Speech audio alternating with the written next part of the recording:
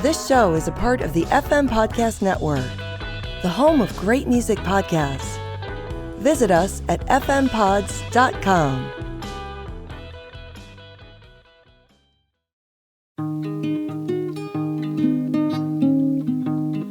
Over the summer, we traveled to Boston to meet up with and talk to a few of my favorite Dylan scholars. While in Boston, we filmed 3 episodes, which I affectionately call the Boston Sessions.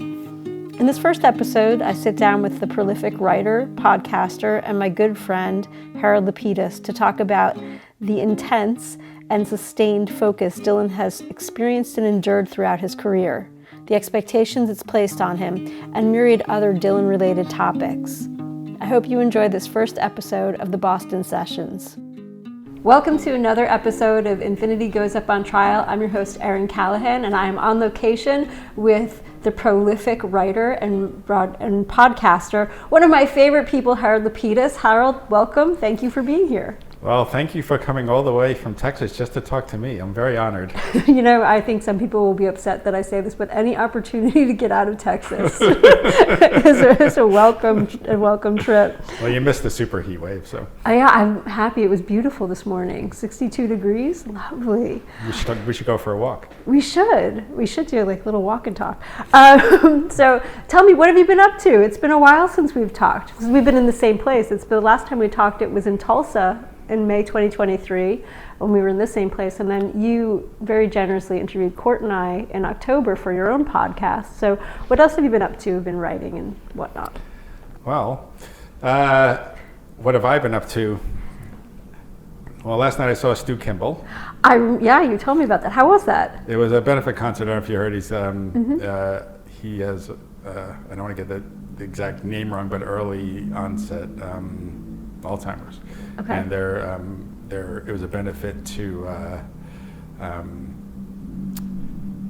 slow down the process and help him. I didn't study the exact everything about it, but so they and he used to be in a band called Face to Face because he played with Bob Dylan. Mm-hmm. And so Laurie Sargent, the singer, came out and did some songs, and I posted posted some of the songs, and Stu did 2 songs that were very moving. He did Forever Young, and then he called an audible and did Knocking on Heaven's Door, and it was all very moving. But there were like 20 Boston area musicians all seated in chairs, and 4 drummers and 2 bass players, and it's like a Phil Spector thing. And they all came out and did songs and That's covers. great. It's very, very moving. So that's that. Mm-hmm. I've actually slowed down somewhat on my writing. You're not going to believe this, Erin, but like everybody has a podcast these days. I know they do. But you were one of the earliest podcasts. So. And so every time, it has to be something that I think is going to add to the conversation, or often someone will approach me to do something. Like writing about the 80s? Yeah, that type of thing. Yeah, it's all the kids are talking about these days. I know. When I first started writing about the 80s, people laughed at me. And so I'm glad that you were an early supportive participant, and Court obviously was, but I remember people laughing at me like there's nothing to talk about. Well, I used to work for a local record store, which is very punk new wave roots. Right. And I was the Dylan guy, and they would look at me with pity when I was like rebuying everything on a CD, and they were just talking about how these new bands that everyone's forgotten, are really what's important, and these are, how could you still listen to Bob Dylan and all that? And then by the time of Time Out of Mind and stuff, everyone sort of got on board. Yeah, well, that was sort of the rebirth, wasn't it? So let's talk about your written work, since you said you're taking a break and you're kind of, not really moving away, but taking a little bit of a break. You wrote a column for the Boston Examiner for 7 years, and during that time you wrote over 1,000 articles. That is mind-boggling. That's, incredibly prolific. And so you were the source for many publications, including, among many, many others, Rolling Stone, NPR.org, and American Songwriter, and you broke a lot of stories. So what stories did you break in your column? That's impressive. Well, I'll just mention a couple that came to mind. Okay. When you gave me these advanced questions. It's like Bob Dylan. You see the questions ahead of time. One was not so much broke a story, but when Bob Dylan was on tour with Leon Russell, the 2013, whatever it was, I would just to put in context why I had 1,000 articles. The job I had at the time started in the afternoon, so I'd get up in the morning, write something, and then every day. And if there was something that was newsworthy, I would do it. If not, it might be this day in history. But anyway, so it's impressive. I mean, I have the intention to write something every day, and most days I write a little bit, but not 1,000 articles. Also, at first they paid, which helped. That's a motivator for sure. And I was looking at the Leon Russell tour page on his official site, and the only date they had listed was a date that conflicted with the Dylan tour. So I boldly, said, Leon Russell is not going to appear at this Dylan show, which was probably a surprise to the Dylan community, management, or whatever. And I just, that became, they ended up hiring instead the Carolina Chocolate Drops, which is the band Dom Flemons and Rihanna Giddens, who both gone on to like amazing careers. Rihanna was in the New Basement Tapes. I was going to say that. The Lost in the River. Had a great album, horrible documentary. I don't know if you guys saw the documentary. We did. Yeah. Elvis Costello ranted and raved about how horrible it was. It was hilarious. Anyway, so I got to interviewed Dom and got to see the Carolina Chocolate Drops. That's cool. Something that I didn't know for a fact Leon Russell wasn't going to play, but I just wrote it anyway. But you can always retract. Yeah, and I deleted it. No, that's what people do. But anyway, so that was pretty funny that even happened. And then, but the first thing that I did when I signed up it was examiner.com, and I was signing up for it and going through all the hoops to figure out how to even do this. Around this time was the Theme Time Radio Hour had finished in the U.S. This is August 2009, and I think it ended in April. But in England, it was being broadcast on the BBC much later. And so in August, I think it was the Telegraph in the UK, or it might have been the Guardian, I don't remember, said, didn't realize that Bob Dylan was joking. They said, this is going back, but it's like, there used to be like, Homer Simpson type voices, or right now you can get, Grover, the Cookie Monster on. Right. So Bob Dylan said, I'm going to do that when he was introducing Lonely Avenue by Ray Charles. And so they printed it as fact. Then the NME printed it as fact. Then the New York Times printed it as fact. Then the Washington Post printed it as fact. And then NPR, as I'm doing, like every day I'm getting closer and closer to getting the okay to post my first article. Right. So that's the first thing I wrote. And, so that was, and again, I don't know if it's necessarily a breaking story, but it was an expose of, and also a foreshadowing of the state of journalism that people just aren't fact checking. There's no one who knows anything about Bob Dylan working on your staff. Can you find one to double check to see if this is real? Because he was joking. What about finding two sources? Exactly. Yeah, that's amazing. Well, they had one. They had the Guardian and then they had the NME. Yeah, there you go. So, what was the best part about writing that column? Well, there were so many things. Well, other than getting paid to write. Right? I said other than getting paid to write, which is a dream. Right, exactly. Yeah. And also something that no longer happens, really. Well, it was walking into the unknown. Yeah, I was encouraged by my friend Debbie to get back into writing. I have a BA in journalism, and I used to write for local magazines and stuff. But life went on, and I didn't really write anymore. So one was to personally learn more about Bob Dylan and share that. Okay. Connecting with people, complete strangers, was it's like people are reading this. I'm like just typing away in my, I'm just typing away what I think, and people like it. And the target audience was the expectingrain.com. That was my audience. Right. And Carl Eric, the webmaster, completely supportive from day one, and then started getting a reputation. And you say that almost negatively. I got a reputation. and then I had to have a higher standard. I had to live up to my reputation. But it was basically just a lot of fun. I mean, it was something to do, and exercise my brain on stuff that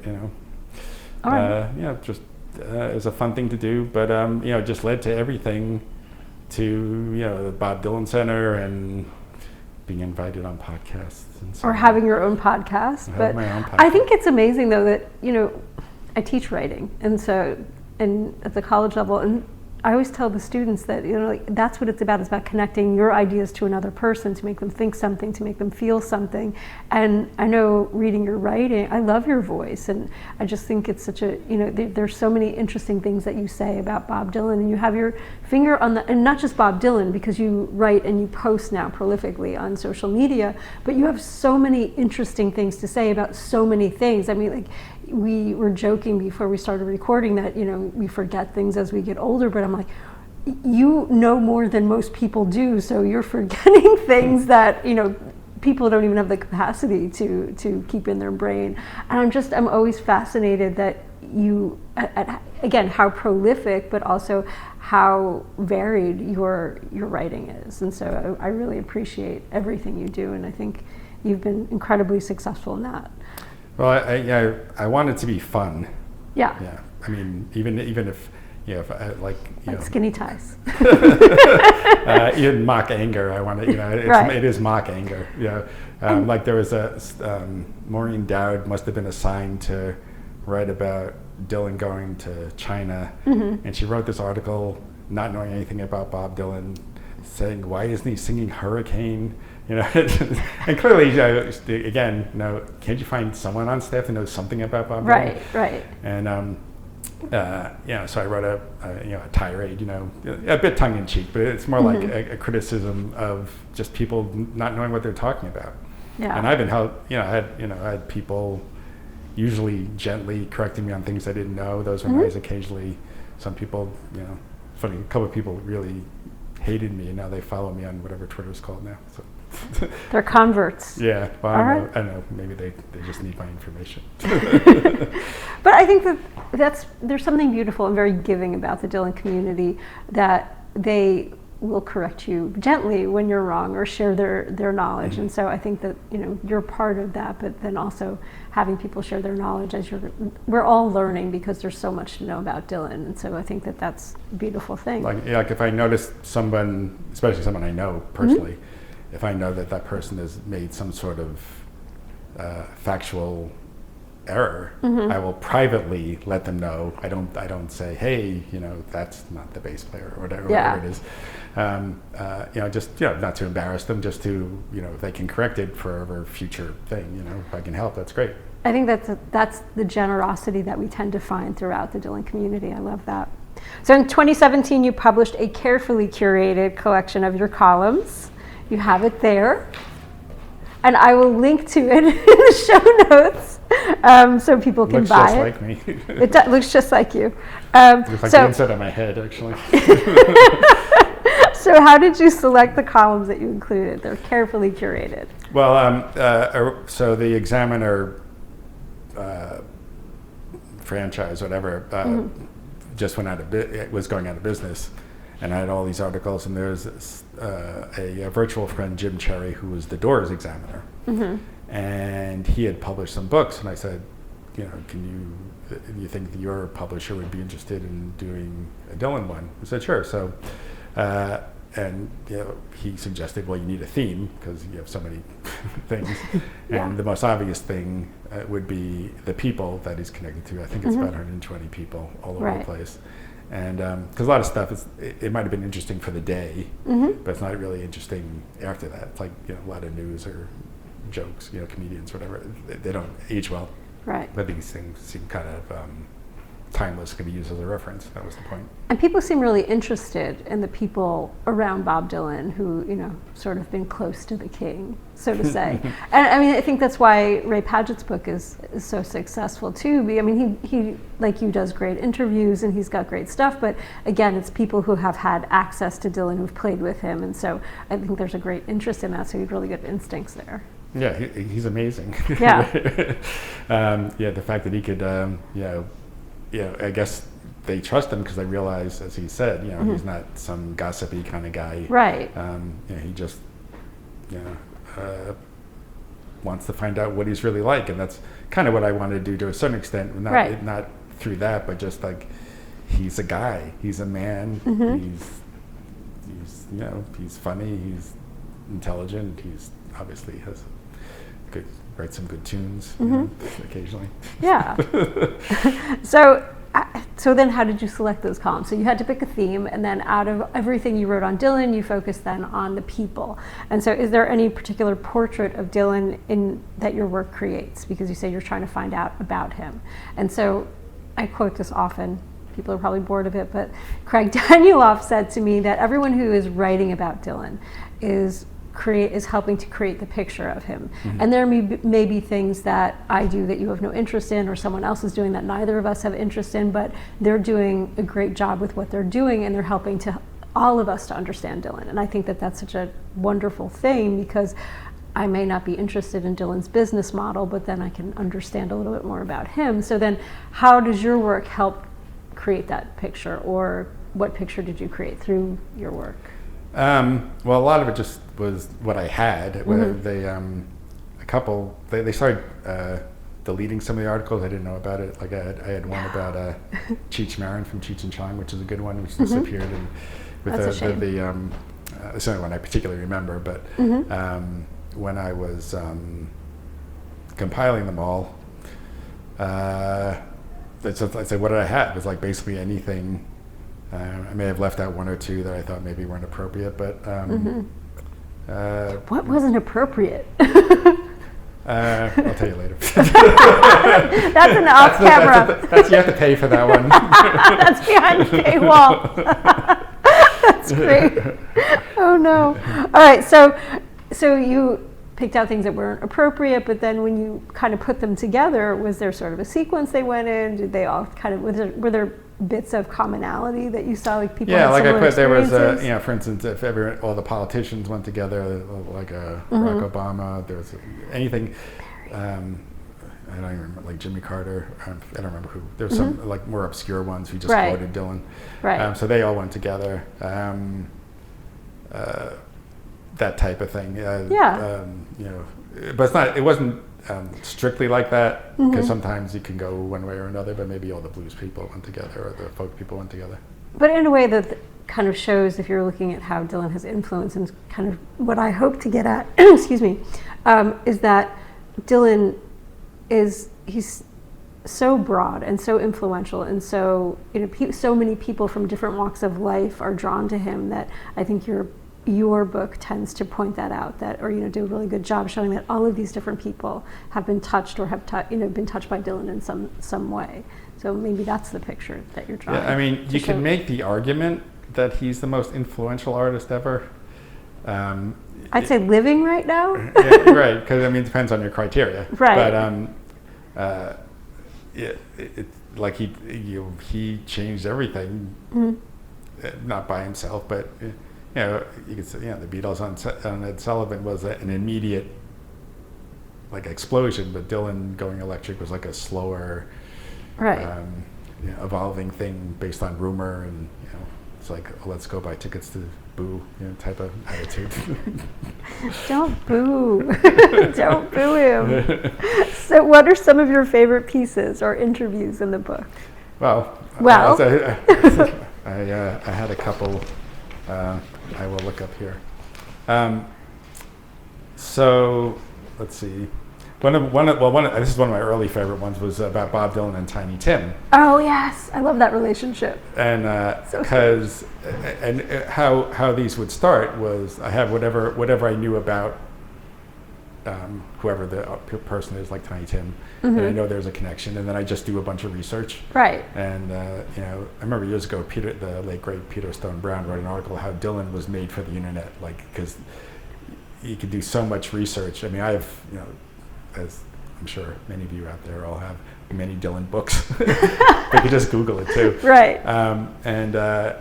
So the connections were even more pronounced than I thought. That's usually what happens. Right. And that was, I remember a lot of people were moved by that, and actually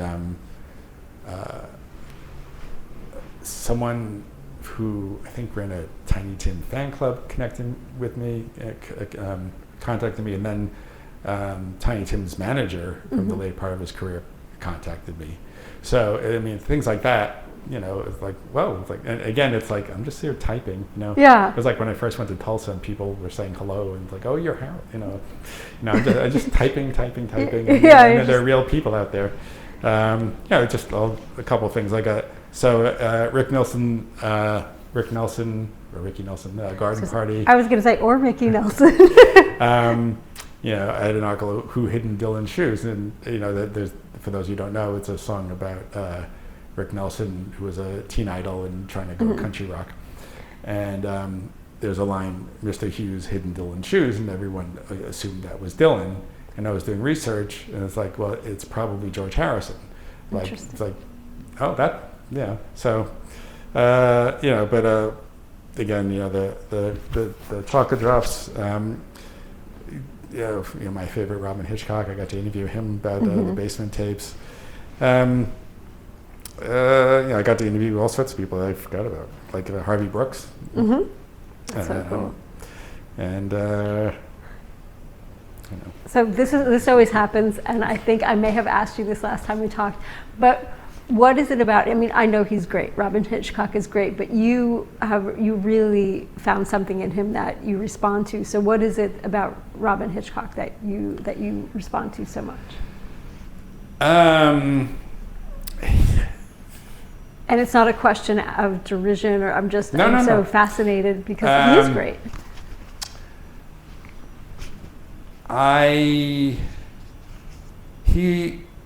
He's like a mixture of everyone I like. Okay. But he's a complete original. All right. So where his influences come from. I would say Underwater Moonlight by the Soft Boys is probably my Desert Island Disc. It's my favorite album over all time. I cannot get sick of that album. Okay. But he's funny, he's smart, he's evolved over time. He can write some really heartbreaking songs these days. And but he's a great interview. He knows a lot about music. I think he and Pete Townsend are the two most articulate people who can talk about music. But he in the Beatles, like he loves the Beatles, and he gravitates towards John and George and explains why. Why does he gravitate towards John and George? I'm asking because so do I. The short answer, I think, is because they go internal, and Paul and Ringo are more go outwards and want to entertain. That's an oversimplification, and we all like all four of them. And he, Robin wrote wrote this thing for Paul's birthday on June 18th about Band on the Run and why it's a masterpiece. Right. So, and I actually, the last 20 years, I've been reading a lot of Beatle books and understanding what Paul and, to a certain extent, Ringo brought to the band that I didn't know before. Okay. And, because this is going to turn into the... I was going to say, let's don't turn this into a Beatles podcast, but now we can segue off into that. But Dave can edit it. No, it's fine. But like, for instance, John Lennon, our whole view of the Beatles story is based on this amazing Rolling Stone interview that John Lennon did post Primal Scream Therapy, which he never finished. Right. And that defined everything for decades. Right. Even when John Lennon said the opposite later, it was so powerful that's how we defined everything. So, like the Get Back movie, it's like, I don't know how many times you've watched it. I've only watched it 7 or 8 times. It's only 7.8 hours, but you know, but it's endlessly fascinating. Worse ways to spend your time, Harold. I know I have to watch The Bear. It's like, how many times have I watched the Rolling Thunder review? Yeah, I mean, and every time I do rewatch, I said, am I really going to like that manager guy? And it's like, yeah, I'd like, you know, whatever. Yeah. I think that with Don't Look Back, there's that scene where there's that extreme close-up on Albert Grossman when he's negotiating. Yeah. And I'm like, am I going to feel uncomfortable every time I watch that? And every time I'm just like, I kind of move back because it's so close up on his face. I mean, the camera shot is so intimate that it makes you want to just kind of recoil from him. So yeah, and that must have been unbelievably shocking at the time. Yeah. So like, that's why we have to rewatch those things. Right. Of course. It's the definition of insanity. You watch the same thing over and over again, expect a different outcome. Like we're learning. Yeah. But like we're not hoarding, we're archiving. Exactly. It's just perspective. I love that. All right, so, but I am interested to know what, you know, that, so there's the Rolling Stone interview that John gave, and it shaped how we thought about the Beatles, but how has that changed with what you've been reading? And we'll get back to Dylan, I promise. We didn't even finish Robin Hitchcock. I know, I mean, then we have to go back to Robin. Anyway, quickly about Robin Hitchcock, it's like, yeah. Trouser Press magazine had an interview with the band, and Trouser Press, for those who don't know, was like a magazine that championed a lot of new wave bands and so on, and a magazine where these pieces of paper, which they put a staple in the middle and they folded them in half and had stories and pictures. For those of you young people who don't know what a magazine is. And he, among other things, aside from great quotes, they covered an unreleased Syd Barrett song, and I was right in the middle of my Syd Barrett fanaticism. Mm-hmm. So that's what led me to buy the record. Right. And the next year I happened to see him in London when I was there, mm-hmm. and that been there ever since. That's John cool. Lennon, I lived in New York too, so mm-hmm. he was on the news all the time. Right. He was just a figure in New York culture, because I grew up in New Jersey and you were on the other side of Manhattan in Long Island, and so he was just, I mean, I was 6 when he was killed, but still I remember that presence. Yeah. He died on my birthday. Oh my goodness, I'm so sorry. I know, it's not a good one. I can imagine. Yeah. No. So so I mean, for years I just wanted to be him, mm-hmm. Not realizing all the pain and stuff. Do you see my tattoo? Oh. For those of you who can't see, it's the Imagine John Lennon portrait, self-portrait. So that's very cool. Thank you. And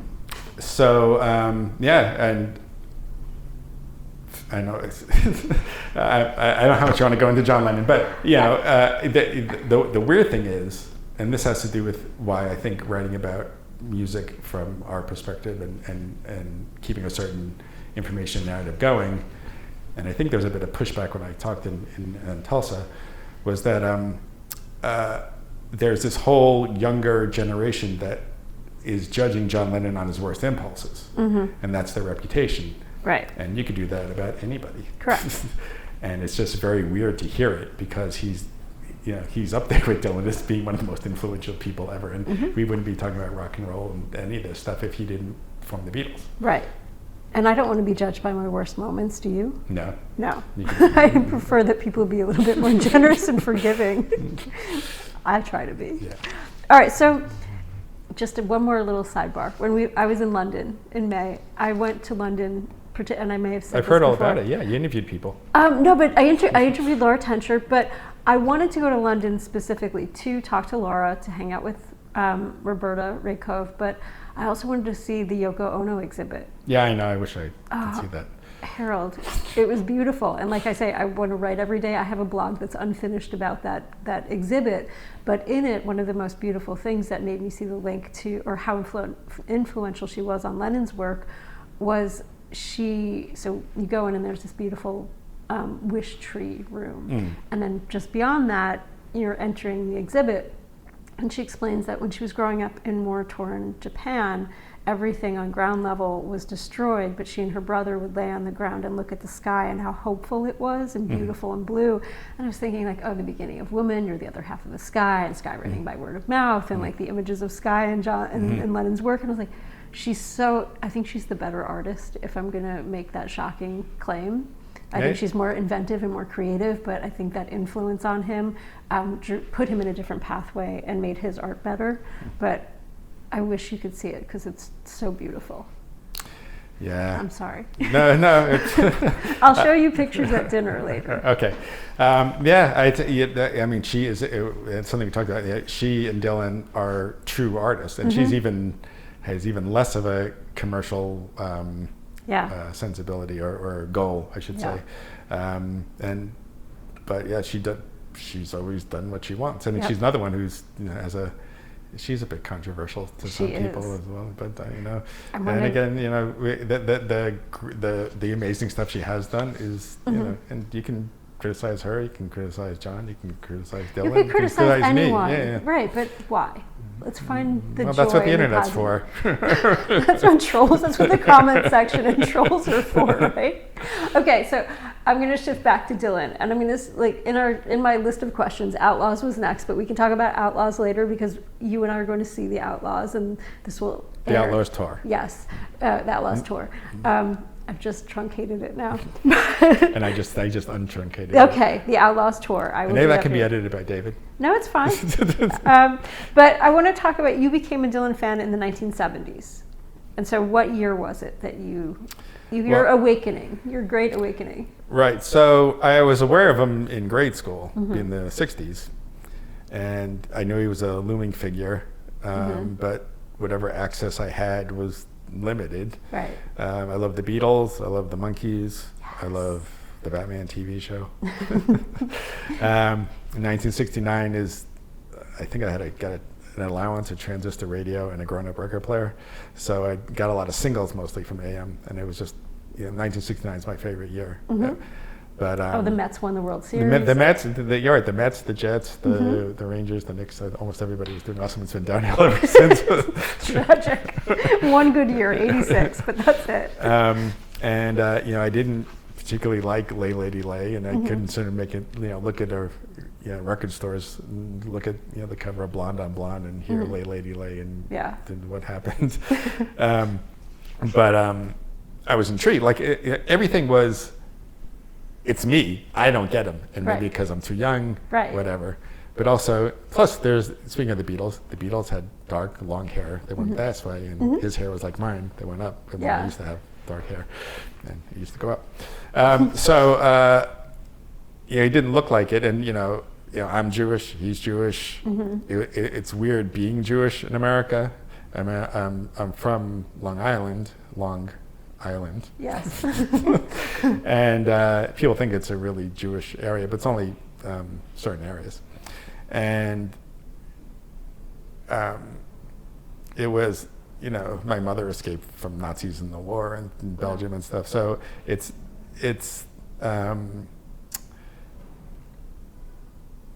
complicated. Like, I'm not ashamed of it, but certainly don't want to advertise it in certain places. Right. And it's weird. Like, we don't celebrate Christmas, and don't believe in Jesus and all that.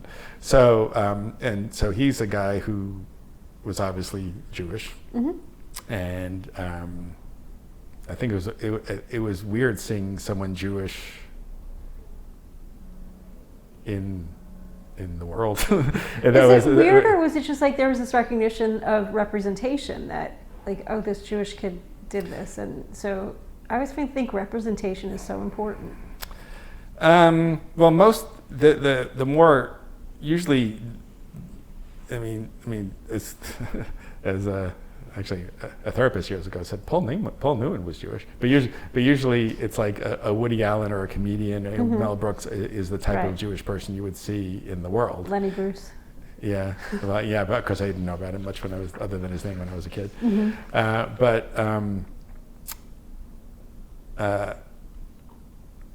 So he was.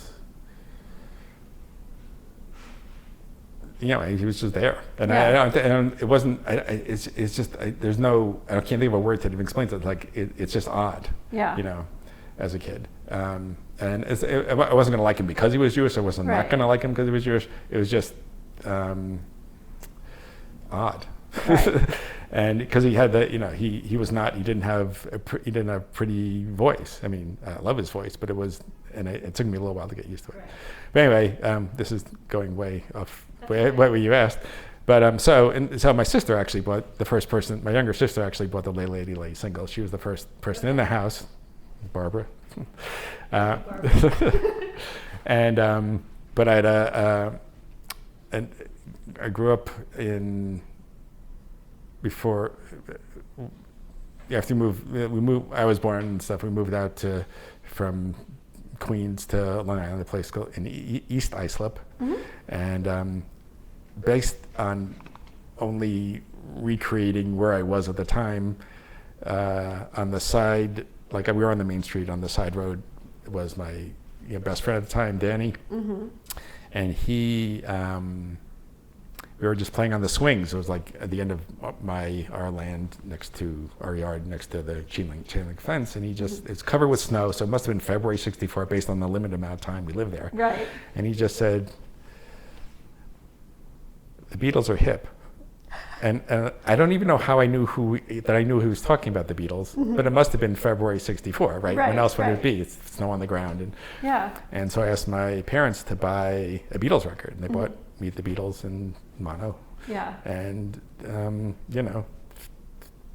they were my favorite thing, and again, so also, but for kids, everything was like so drab and boring, and and the Beatles were young, and they were made for kids, the Beatles, for young kids. Although I was like 5. There was such a sense of joy watching their early press conferences, and they were fun, and in a way that I think my parents explained it to me that after the Kennedy assassination, everything was so heavy and so sad, and when the Beatles were on Ed Sullivan, it was almost like, my dad says this, almost like you could be happy again. Right. And I think it's such a beautiful testament to what they brought to America when they came. But in addition to what they did for rock and roll, but just for a kid to feel it's okay to be happy again after that tragedy is quite lovely. So they were my favorite thing, and then the Beatles second album, and then I don't think I got any for a while based on the fact that they were in mono. Right. And then but I got 4 Monkees albums in mono. So I love that them. you had the Monkees. I went through a Monkees period when they were on when I was a kid, and I loved the Monkees. And I love the Monkees too. But this is the first known music journalism I ever was aware of. It must have been 1967, and I think they reference this in the Rhino reissue of More of the Monkees. Okay. Is that there's an article, I think in the New York Times, explaining why the Beatles were like a real band and the Monkees were a fake band, and the Beatles played the original. Yeah. Well, the Beatles were real. They met each other and formed the band. Yeah. The Monkees were put together. Right. The Beatles wrote their own songs mostly. The Monkees did not. The Beatles played all the instruments, and it was a whole big thing. And I thought, it's like, well, that's interesting, and I realized the Beatles were the kings, and I still like the Monkees more because they were on TV, and the Beatles were getting weirder and weirder, and so anyway, so that leads me to Dylan. So in 1968, the Monkees was canceled. Yep. Batman was canceled. The Beatles put out the White Album. It is a dark period for you, Harold. Man, that album freaked me out. I remember looking at it. And is it more than Revolution #9, or is it? Yeah, no, the white cover, this crooked and the numbers, and they didn't look the same. They didn't try to make themselves look pretty. And the first song, just like back in the USSR, it's like it must, even though I know it's not. Right. It sounds like Paul singing, but his name is Lennon, and it's like. It's like it must be he's the commie in the group, and then it's like songs are like Wild Honey Pie. Deep in the Cold War, Harold. Oh, it's just, I know it was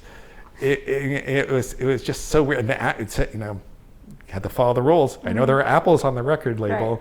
Doesn't say Apple, How do you know? There are rules there must be legal things.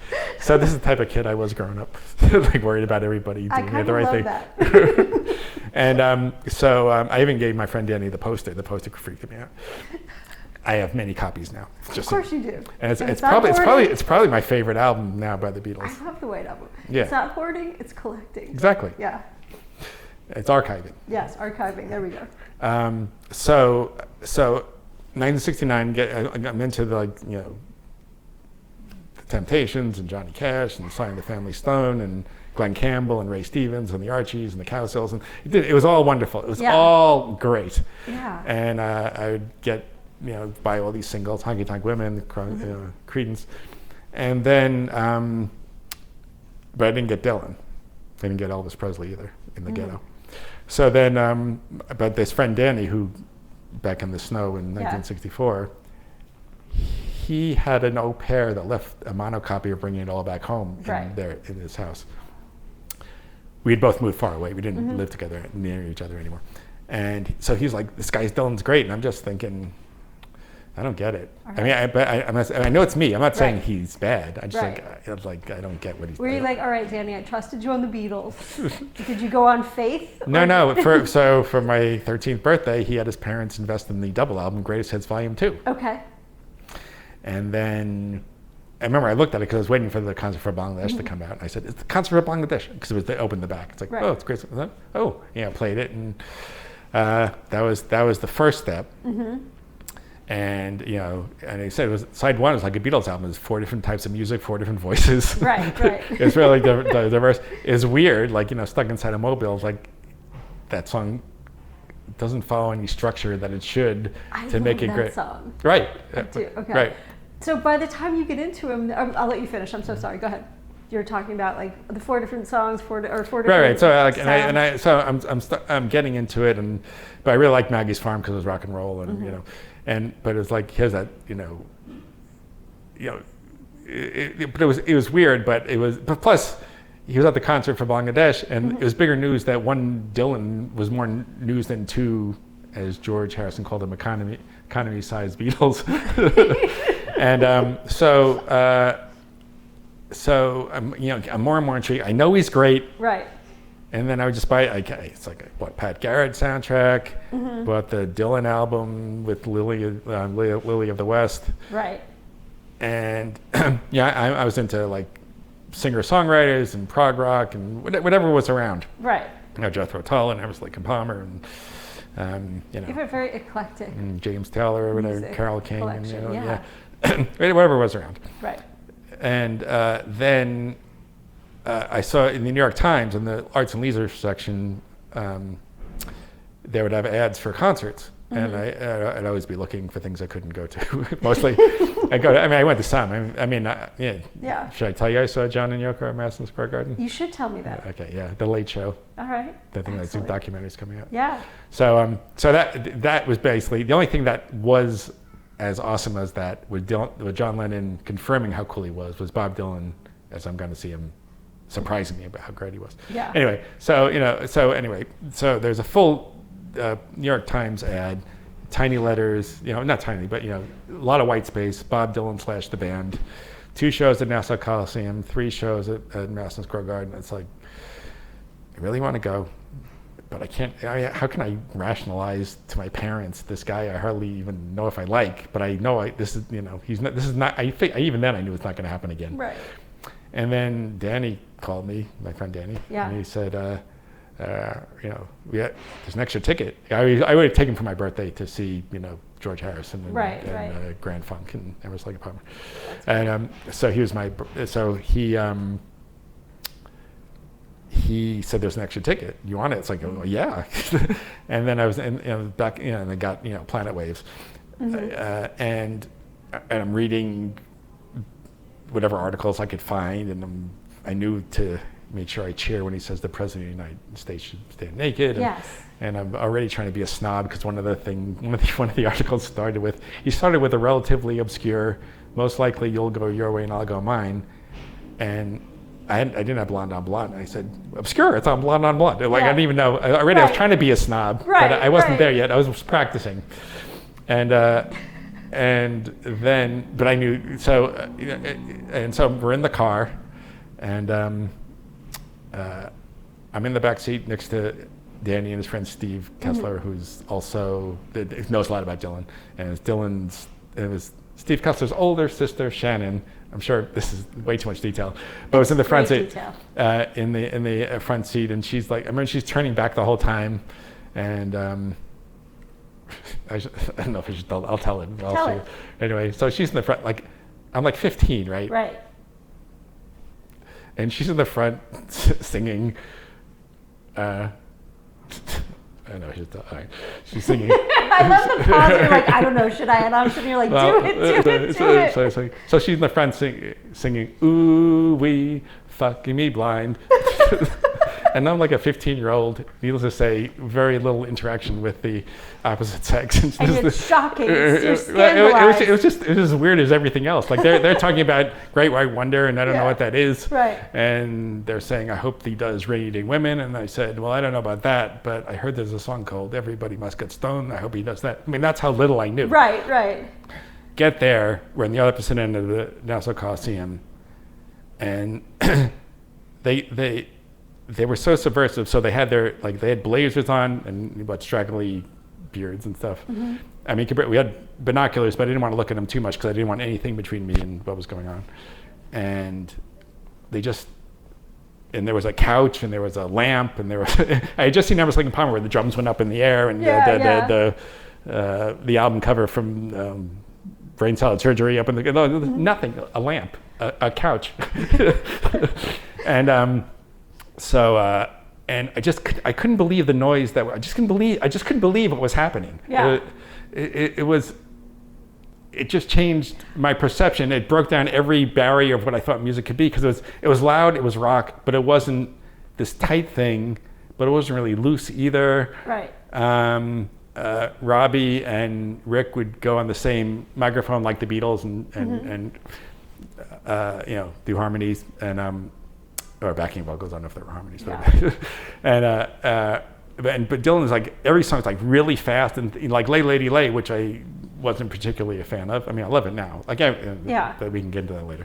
But it was like really fast. It was like, oh my God. And then it's like the Rainy Day Women and Time Thumbs Blues, which I knew from the greatest hits. And, right. And then he goes to the piano and does Ballad of a Thin Man. It's just like, and then it's hard to process it all. Right? I know, and it's happening. And it's one thing I think why I write about it. I decided about everything, and why I remember so much is because, as us ancient people say, I mean, there was no way you didn't know, everything was just passing by. There was no VCRs or digital this or iPhones or internet or YouTube, nothing. It's like, this is happening and it's disappearing, and as it's happening, and how are we going to capture this? Not going to explain to people who come from Texas to talk to me decades later about this, It's like, this is it's unbelievably awesome. And then the solo acoustic set, that was also,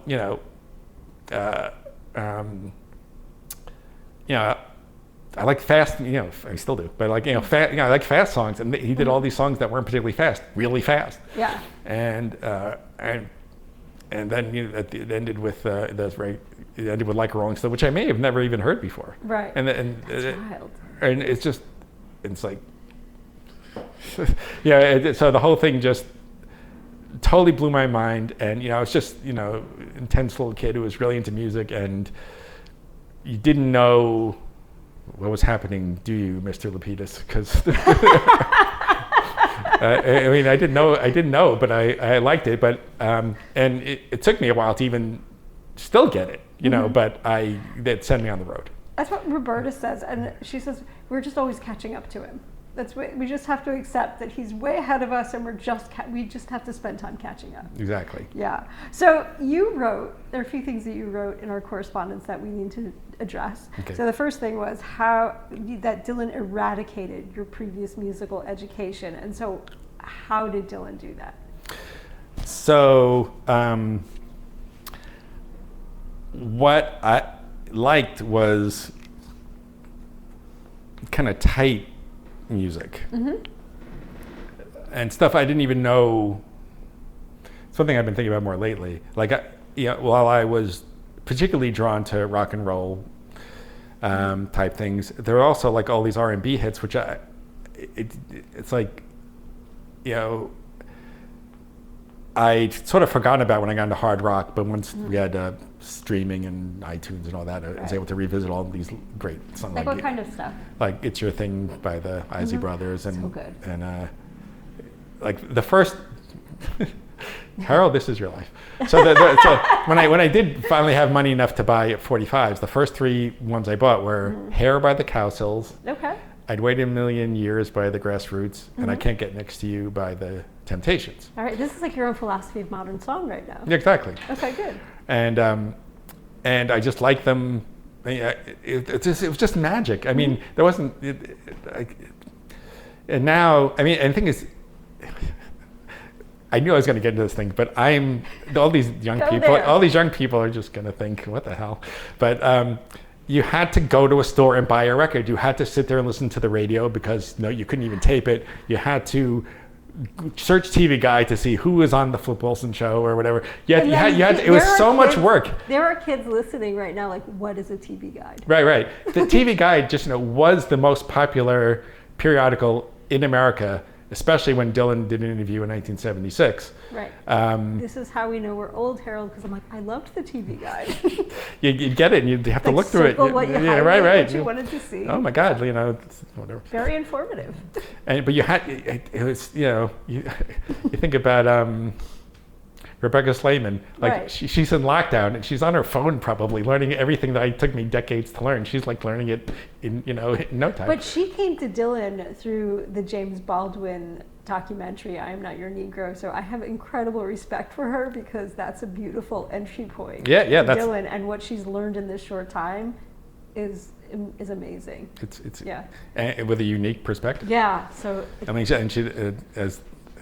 may have even said that. Maybe she was on the internet or on her phone, but still, You're right. She had access to things that we worked to get. Yeah. But so you bought those three records. Right. But I mean, but it's the idea that but you had to. It was a lot of effort. My father had Thursdays off, so he would go.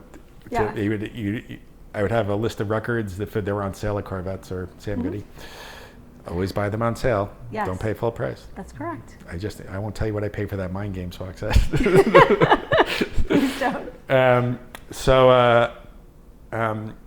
But he would buy, he would pick up for me Crawdaddy, Cream, Circus Raves, whenever they came out. Maybe another one. And that's how you would learn, and you had to have your radio on when you were doing your homework because you didn't know what was going on, and that's how Bruce Springsteen tickets were going on sale because they're just saying they're going on sale right now. Right. You have to get, Mom, can I borrow the car? You have to wait online for them. Not online then. Inline. Yeah, inline. I always say online. I don't know, maybe it's a Jersey thing. So it changed everything. Dylan changed everything for you because you like tight, fast music. And to talk about, I always go back to every time I hear Stevie Wonder, I'm like, why am I not listening to Stevie Wonder more in my life? I love Stevie. I don't know why, but I do. He makes me happy. Yeah, he's amazing. Yeah. Okay, so Dylan then eradicated everything before. Right. I mean, I still ended up seeing Rick Wakeman later that year with an orchestra and a rock band and a dragon. Awesome. Big dragon. Enough rock shows. But yeah, I moved towards. It just led me towards a different type of thing. And then I was still took me a long time to get into the early acoustic stuff. Right. And hit like with the Beatles, you could. I hear myself talking on and on. But you'd see that Chuck Berry wrote Roll Over Beethoven and rock and roll music. I'm going to buy a Chuck Berry record. Right. And I knew to get the one on Chess, not on Mercury. Right. And, that type of thing. You'd have to do your own research. And I remember, like, Long Tall Sally, again, I'm 5 years old. Right. And one of the songs, it was written by Richard Penniman. It's like, is that Little Richard? I wonder. There's no way to find that stuff out easily. Right. My parents certainly, didn't know anything about, or maybe they did, but who knows. Right. They weren't sharing it. So you said in our correspondence, you wrote that you felt robbed to have come to Dylan in the second decade of his career, and that word "robbed" was supercharged. I'm like, that's saying a lot. Why did you feel robbed? What? Well, it's like everything, because I was too young. Like, the Beatles already stopped touring. Right. The Stones, like, I didn't really care about the Brian Jones stuff, but even the Mick Taylor stuff, years, like, all this stuff had meant, like, I feel pretty, there's so much written about now about, like, Dylan going electric at Newport, and there's a 36 CD box set from the 66 tour. Right. And so and documentaries galore and everything. So I kind of get it. But when I first started, it's like, I missed that. I missed this and everything. Right. As I say, that's things would happen and I wouldn't be able to do absolutely everything. And there's certain people, like, I don't know if you ever heard, like, David Frick talk about anything. Like, he knows everything about everybody. Right. Well, it's like, so Bruce Slutsky, who is in the Dylan community, he invites me to his little talking group I shouldn't say little, but to his talking group. And the guys and the women in that group, Nancy Cobb is in it, and I can't remember every single person, and I apologize right now, but like Phil Hale's in it. And you can have us walking in the park and you can fill in the names. I know, right? But we were all talking about first Dylan shows, and theirs are so early on, like Forest Hill 65, and I'm like, mine is 1995 with the Dead. And I missed so much of it that I understand what you mean, but you came in so early and you saw them with the band, and I'm like, Harold, stop it. Well, I remember someone saying to me, wow, you saw The Who with Kenny Jones? Wow. But I understand, because I love listening to them talk about the early shows and what it was like to be in from, on the ground floor. Yeah, especially the first Dylan symposium in Tulsa. Wasn't that so wonderful? Yeah, the people who were a lot of people were really into Dylan 63, probably because they got into Dylan around 63. Right. And to hear people talk about that, which to me was, as I said, difficult to get into. Right. Because it wasn't rock and roll or anything close. But that's their entry point. Like I'm like, for instance, I got the Judas bootleg before I got Blonde on Blonde. Right. And the Judas bootleg, it was like, the Manchester show, plus it had 4 songs from live in Dublin, solo acoustic. So when I heard Blonde on Blonde, I wouldn't say it was like, I prefer the live stuff. You were spoiled by the bootlegs? I was spoiled, yeah. I mean, Dylan. I think I was too, because my friend Carrie used to make me bootlegs all the time, and it was before I had gotten a lot of the albums, the early albums, because I was a poor college student, and he just burned me bootlegs a lot. And I'm like, this stuff is great. This is the pinnacle of human achievement. and every little slightly different version that you heard, even though it's all the same songs, it's like, I mean, every little thing, because that's all we got. When I went to see him 3 times last October, David's dad and I were driving to a Little League game, and he said, "You're going to see him 3 times in 3 nights. Isn't it the same show?" And I said, "It's never the same show, even if he's playing the same songs." Right. But some people think it's a waste of time, but for us, like, he changes the phrasing or the arrangement, and we go berserk. And even if it's almost the same song, it's like, so what? Yeah. I've seen him again. Right. I mean, it's like, again, it's this particular thing is not going to be around forever. And now he's doing this whole other tour, and I don't know how many. How many times did I see Ruffin? Like 7, or I don't even know how many times. I saw 5 times at the last thing, and then I don't know. Did I see him just 2 other times? But anyway, I think from October to April, I saw him 10 times. Yeah. And so that's not crazy. Well, say 1998. Let's just say it wasn't a good year. It was a very bad year. Okay. And then 1999, to help me get out of some really, nothing happened to me specifically personally, but just around me. Right. I saw Dylan 16 times that year, and it was the 1999 tour, and it was just, I couldn't get enough of it. It was just like, with Paul Simon, with Phil Lesh, with Eric Clapton, with just like. I saw him in Camden and in Houston. I was there. I remember. Yeah. We saw Dylan together already. That's amazing. I love that. But without even knowing. So I want to we talked about expectations, and one of the things I think, if you come to Dylan not from the beginning, if you haven't gotten in on the ground floor, maybe you bring expectations. So this will kind of segue into maybe a broader conversation, but did you bring any expectations of Dylan or about Dylan to listening to him or your fandom? Like, was there something you expected from him or for him to be? You mean initially? Yeah. Or at any point. Yeah, that was a tough one. Whenever he would do something that I liked, and then he's like, "Why is he doing this?" I mean, I got over that. Mm-hmm. It's like Dylan 101. I think he trains us to if we're going to be part of that we're all, obsessive group. Right. I just there are so many things. Like when I got Highway 61 revisited, perfect album. Right. I remember thinking Desolation Row sounded like a long song. It sounded like I'm sitting there for a very long time listening to all 10 verses. And then there was a Dylan interview somewhere where he said it shouldn't seem long. It's like, okay, Bob. and then once you know it, it's not that long. It doesn't feel long. And I feel the same way about Murder Most Foul. Yeah, exactly. This is a 17-minute song, and then you listen to it and you're like, and then at the end he says, play Murder Most Foul. So you're in that loop of like, oh, I want to play that again. It's almost like Finnegan's Wake in a way where, Finnegan's Wake ends at the beginning of the sentence and starts at the end of the sentence. So once you're done to finish the sentence, you have to go back to the beginning. Like, Bob's just given us a Finnegan's Wake, like, play Murder Most Foul. Okay, I'll play it again. I have another 17 minutes, but it doesn't feel like 17 minutes. And it's so beautiful. And no, I mean, the first time it seemed kind of long. Maybe. Because you're just listening for a plot level. You're like, well, first of all, you see it says it's 17 minutes. Right. You're like, whoa. But it's the pandemic, so what else are we doing? Right. Well, I remember I was still working during lockdown, but I woke up. I remember I went to bed right before midnight, and midnight's when it dropped. Yeah. I woke up around 7. It had already been transcribed on the internet. Yes.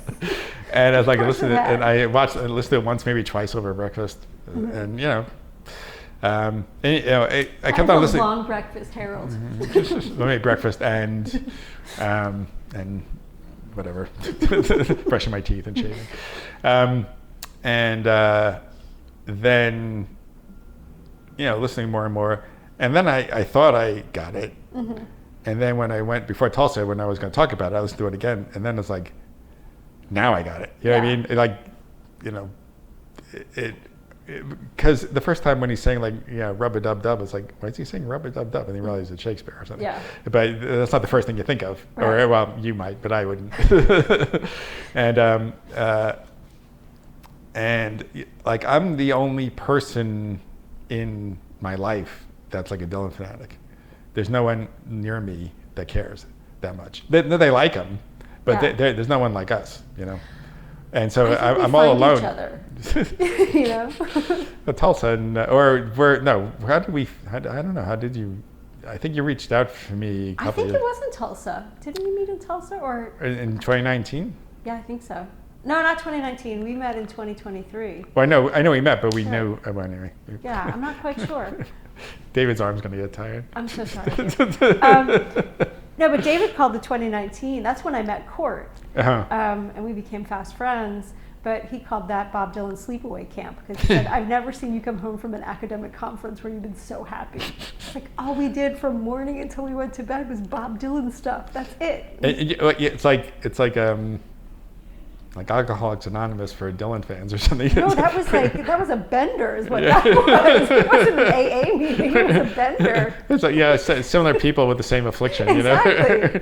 There are more of us. It's like a mini Woodstock or something. Look how many of us there are. It was like binge drinking. Like you just like got up in the morning and listened to a rare take and watched some footage. And, then we got home and Rolling Thunder review dropped so we could continue the excitement. It was such a wonderful period. The pre-pandemic era. It was so good. Did you give a talk at that one? I did. What was it on? It was on the Basement Tapes. It was on gender in the Basement Tapes. It was kind of the opposite of what I did in Denmark. I looked at masculinity during that period, for the talk in Denmark, but I was looking at the female characters because Jim Salvucci, and I'd met him and Nina Goss and a few other people, Anne-Marie Mai, at a conference that we went to in France, and Nina said, "There's this conference in Tulsa. We should do a panel." And Jim suggested that rather than focusing on Dylan, we focus on characters in Dylan's songs. And I thought, I'm going to look at the female characters in the Basement Tape because Dylan seems to have this sort of sense of freedom and levity, and the female characters also experience that same freedom. And so that's what I wrote about. Yeah, it was actually the first panel on that Thursday. I remember David Gaines was in, Kathleen Hudson, and a bunch of people were in the front row, and it made me nervous. Was it in the big room? Yes. Oh, then It was in the also I stopped counting at 200 people, I think, and I was like, this is Yeah, I think I came in. So I had to get up at 3 a.m. to get there. So then I met Harry Hugh at the bus. Legend. Harry's amazing. I was just thinking, man, his brain should be left to the Dylan Center because I mean, the way he thinks is just amazing. Roberta thinks he should have his own little booth at the Dylan Center to just answer questions all day. I think that would be a great use of his time. Every time I communicate with him, he always has something insightful or and he's a Buffalo Bills fan, which makes David happy. Yes. Not tragic Jets fans like that. But yeah, no, Harry is brilliant, and he does so much for pushing the conversation forward. But I'm glad you met him at the bus stop. I remember that picture of the two of you too from 2019. Oh yeah. Yeah. Anyway, hi Harry. Hello, Harry. So, I do want to talk about expectations, and there's this really long quote in Grail Marcus's Mystery Train, which always struck me as like it was sort of a key to understanding Dylan a little bit. I'm going to read the quote and then we can talk about it. So the best popular artists create immediate links between people who might have nothing in common but a response to their work, but the best popular artists never stop trying to understand the impact of their work on their audiences. That means their idea must change as their understanding grows. One may find horror where one expected only pleasure. One may find that the truth one has told has become a lie, very Dylan-esque. If the audience demands only more of what it has already accepted, the artist has a choice. He can move on and perhaps cut himself off from the audience. If he does that, his work will lose all vitality and the strength it had when he knew it mattered to people, or the artist can accept the audience's image of himself and pretend that the audience is a shadowy ideal and lose himself in his audience. Then he will only be able to confirm, he will never be able to create. So to me, when I read that quote, and it's a Mystery Train, which is mostly focused on Elvis, but I haven't read it in a long time, but that to me spoke to Dylan because we see the truth became a lie, where people say he contradicts himself, but when we bring it to, I think it speaks to the expectations, which is what you wanted to talk about.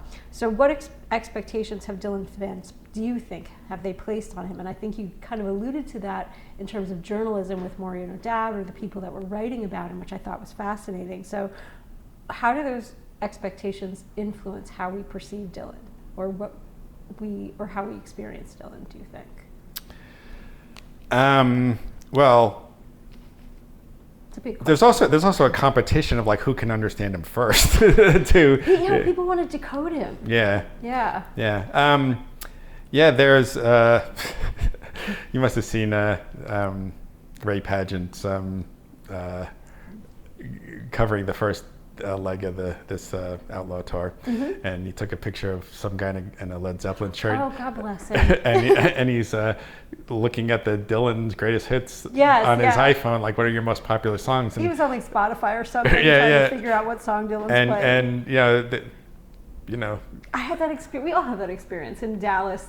The guy sitting next to you, he said, "Have you seen him before?" And I said, "Yes." And he said, "Do you know what he's going to play?" And I said, "Yes." And he said, "Is he going to play anything I know?" I said, "I don't know what you know." And he said, "Is he going to play the hits?" And I was like,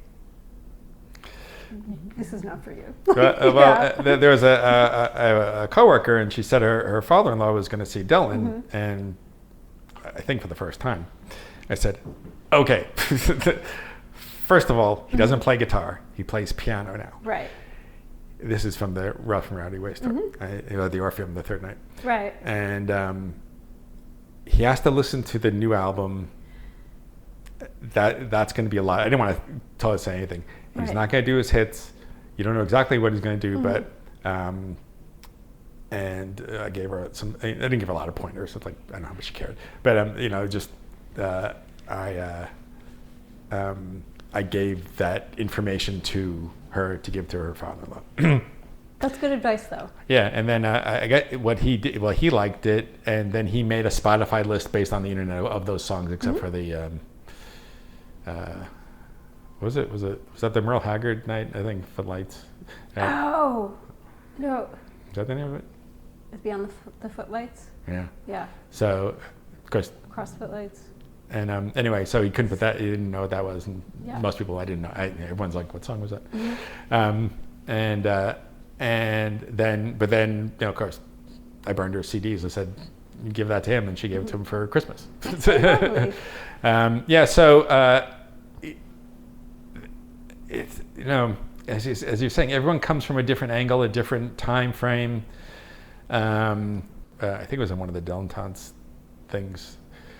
Someone said, "I want people to experience Bob Dylan the way I do." Yeah. And that's not going to happen. I mean, it's hardly even going to happen to you how it happened, because it evolves over time. Right.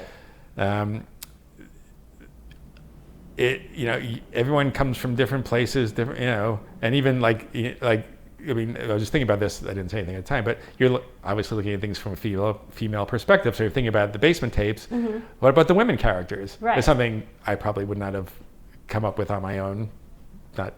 Just because I come from a different perspective. And I would imagine, this got me thinking about just in general, the gender difference is going to affect how you might relate more to the woman in the song, mm-hmm. while I'm thinking more like whatever Bob Dylan's going through, or as just a passive observer of two people. Right. And so everyone comes from a different place, different age, different part of the world, different upbringing, different socioeconomic, religious, whatever. Everyone comes from a different place. Mm-hmm. So everyone has their own sort of baggage. So, it was when my first step of understanding was reading Michael Gray in 1981, mm-hmm. and used that as my jumping off point. Right. And he was saying things like, South Porch has got some good songs on it. Like, really? I mean, I didn't bought it yet. It's like, oh, really? I thought it was a joke. I mean, right. That's the thing about the early days too, about mm-hmm. journalism. So it's like this. Just not something else. But it's like when people just say things like, "Well, Knocked Out Loaded is terrible." It's like, I don't think it's terrible. I know it's terrible. Like, do I? Yeah. I think this might something could even go in a book someday. But like that opening song, "You Want to Ramble," mm-hmm. which he rewrites it and still credited the original writer, which mm-hmm. is something. Right. And if he opened every show of the Tom Petty tour with that song, I think it would be thought of as a classic. Right. But he never played it live. He never did anything with it. He didn't do anything. He did one song once. Mm-hmm. I think all of side 2 is great from beginning to end. It's like, it's great that Under Your Spell and the Got My Mind Up. It's like, these albums are terrible. It's like, they're not terrible. I mean, because it's the expectation that you can't do that trilogy from right. the 60s.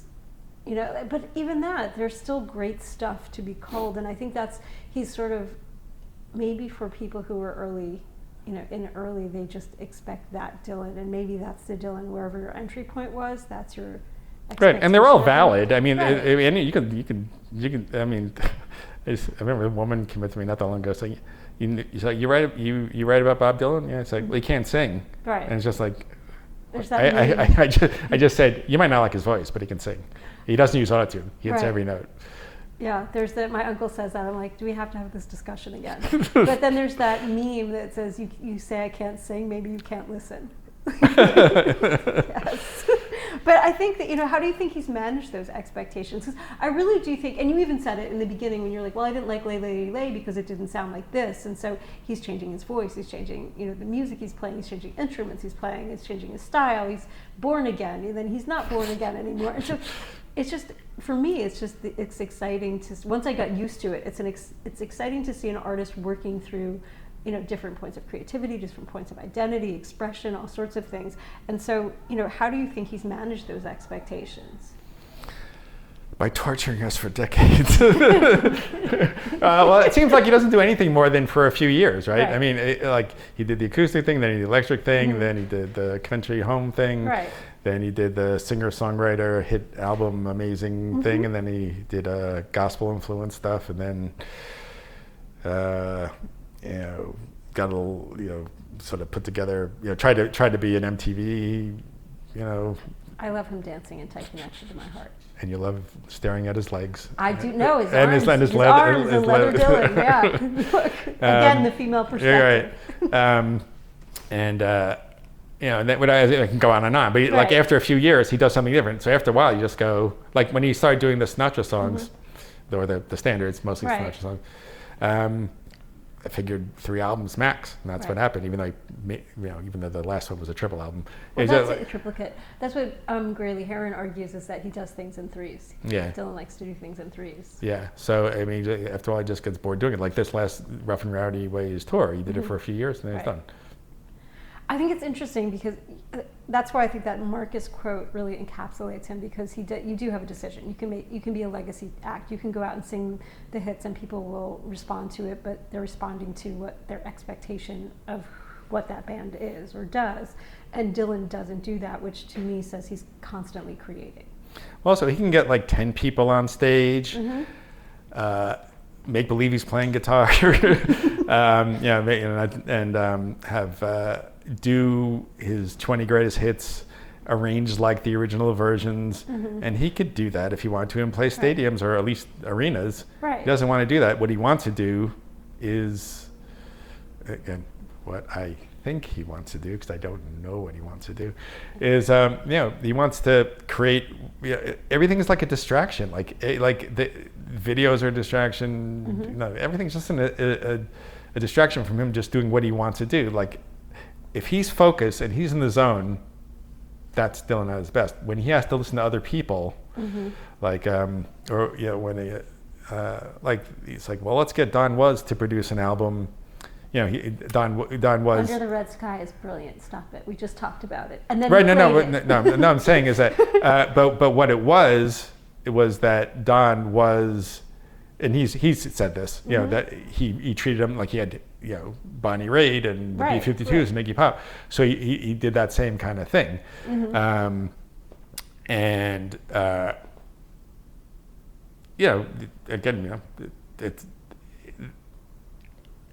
the but when he got to do his own production of his own albums, that was a more truthful artistic statement when he feels that he has to answer to other people, like he did the Supper Club shows. Right. They were filmed too dark. He was unhappy with them. MTV Unplugged wanted him, which is the ultimate joke. Oh no, he's going unelectric. I mean, the only reason anyone used the phrase unplugged is because of him. Right.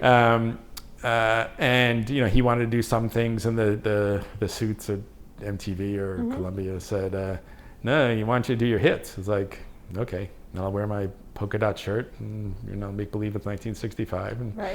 And and it's really good. But I think if he was just allowed to do what he wanted to do, it would have been even better. Right. Like he knows. He knows how to be Bob Dylan better than anybody. That's another thing. People telling Bob Dylan, he should be doing this, he should be doing that. Yeah. It's not a really good strategy. Which is part of my chapter for the 80s book, is talking about We Are the World, and then teaching him how to be Bob Dylan, because it deals with expectations. Right. Like what they needed from him. Right. Yeah. Interesting. It's more complex than that. Okay. So this has been delightful talking with you, and I always enjoy our correspondence. I enjoy talking with you. I enjoy all of your posts. So informative. I learned so much from you. Is there anything else you want to talk about? Did I answer any questions? I feel like we answered them. There were some I just checked off because you answered them without being asked, and so you were very prepared. I appreciate that. Best interview ever. I mean, you answered questions I didn't even ask. Yeah. See, I'm very good at things that don't generate income. You can talk to Bob Dylan forever. And the thing is too, it's like at work, if I do say anything, it's more like in shorthand. It's like a Twitter conversation. Right. Hey, Bob Dylan did this. Are you gonna people just exhale at you? This young kid I work with, and he just said, "Does he do his old stuff?" It's like, nope. No, it's great. He doesn't it's again that it's he just does what he wants to do, like Yoko Ono. He's like the thing is with Dylan, again to to circle back, as they say these days. He has trained us. It's like every 3 years, it's like it's do something different. And some people will just say, I don't like the gospel stuff or whatever. Okay. And you don't have to. I mean, I remember when it happened. I was just baffled by it. It's like no, I wasn't even baffled. I knew why he was doing it. He was going through some personal things, and there was 2 quotes. One is, did you ever hear the National Lampoon parody, Christopher Guest of like, who are you expecting, Jesus Zimmerman? and Cream magazine, I think they were reviewing Neil Young's Trans album, and which was, it was all electronic stuff, and I think that's where it was in Cream magazine. They said, man, this is the biggest change in someone's career until Bob Dylan found out that Jesus was somebody else. So he has all this pressure. It's just all static. It's just all like, how can you be an artist in the world of the last 60-ish years and stay true to a vision, but also, as we know, because he sold everything for millions and millions of dollars, I can't help thinking now that everything he's doing was to provide for generations of Dylan, Zimmerman, Dylan relatives. Right. I always thought it's estate planning, right? So, and it's like, I always kind of laugh when everyone calls him any sort of Dylan expert, because you can't really be a Dylan expert, because there's too much there and too much we don't know, and there's too much everything. I always go in with accepting the premise that I could be wrong about Dylan, but here's, based on what I know at this point. Yeah, it depends how you say it too. It's like, that's why I call myself saying Dylan thinks that. No, that was brilliant too, because I tell my students, you can't argue what the author intended unless you have an interview with what the author intended, but you can say, this is what it seems, or this is what I think. Yeah, I mean, he's a bundle of contradictions. On one hand, it seems like he works unbelievably hard with amazing research, and he works on instinct at the same time. It's like, how contains multitudes. Yeah, exactly. So you have a podcast and you write, maybe not as regularly as you used to, but where can people find you? I will put the links in the show notes as well, but tell us where we can find you. Well, on most of the social media, Facebook and Twitter X and Instagram, and are you on Blue Sky? Blue Sky. You're my sunny day. And a couple of others. Mastodon, is that one? Yeah. And then one other one. Threads. Threads. We'll link them all. And you really just, Twitter is the only one that I go on all the time. Anyway, whatever. But anyway, I have my own, I call it the Boston Herald podcast. David loves that. There, if you type that in, it will say, did you mean the Boston Herald podcast? And that's how a lot of people that I work with, they say, Herald. Anyway. But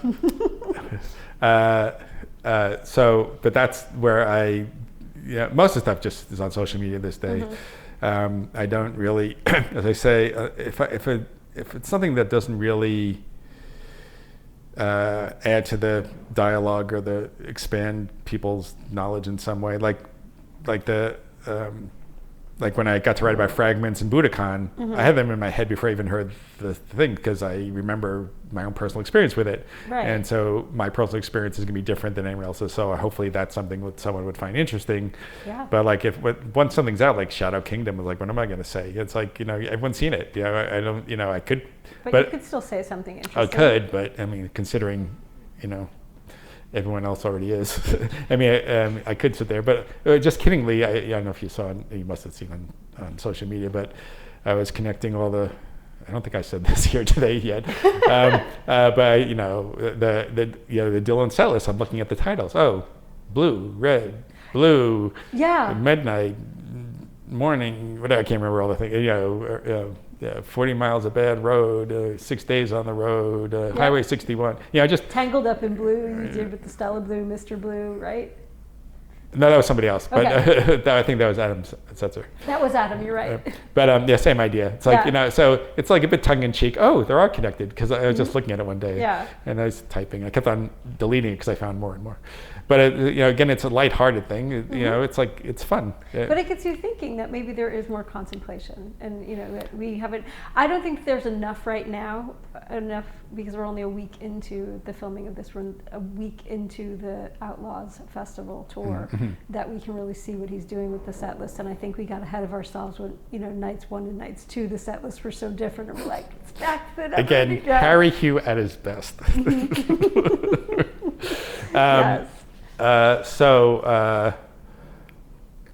Yes. But again, that kind of sums me up. It's like, I just like to have fun with it, and but again, if there's some, like the Maureen Dowd thing that we talked about an hour ago, that it's like, that was like, this deserves to be addressed. And anyway, or as the kids say, I have some thoughts. Is that what they say? Yeah, I have thoughts. But thank you so much, Harold, for talking with me, for spending this time with me, for driving here an hour in the traffic, a little bit more than an hour, and for your support, and mostly for your friendship. I enjoy chatting with you all the time, and I'll let you have the last word. Well, I'd like to thank you and David for having me in this lovely little room here. All this professional camera work that's going on. It's like a big production. But seriously, and don't want to embarrass you, but you're one of my favorites. Thank you. And as I say, what I look for, because there are so many people doing this, I'm trying to narrow down things and just find things that are really insightful and add to the dialogue, and you're one of the people who do that. Thank you, Harold. It's been a pleasure to talk with you yet again. I enjoy our friendship, and always I enjoy your work. Thank you for tuning in to another episode of Infinity Goes Up on Trial, and look for the next one to drop on the 1st of the month.